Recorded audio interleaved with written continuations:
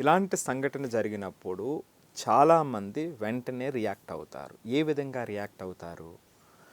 ఆ పిల్లవాడు ఆ టీచర్ని కొట్టినప్పుడు, అది పిల్లవాడు టీచర్ని కొట్టడం అంటే అసలు అంటే కొంచెం మాట్లాడడానికే కష్టంగా ఉంది, రైట్? అయితే వాడు పనికిరాడని, జీవితంలో రౌడీ కింద తయారవుతాడని, అలాంటి వాళ్ళు రేపొద్దుట రోడ్డు మీద తిరుగుతారని చాలామంది తిడుతూ ఉంటారు. మనం చూడాల్సినటువంటిది ఆ ఒక్క పిల్లవాడిని దృష్టిలో పెట్టుకుని మనం చూడకూడదు.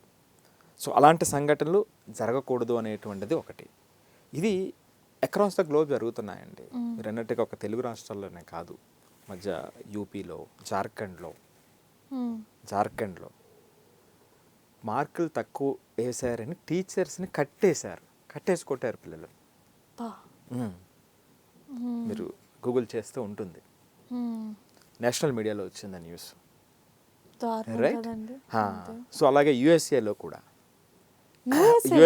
కూడా ఒక టీచర్ని కొంతమంది స్టూడెంట్స్ కింద పడేసి కొట్టడం, పిడిగుద్దులు గుద్దుతూ ఉంటారు. సో ఇలాంటివి పెరుగుతూ ఉన్నాయి అనేటువంటిది నిజం.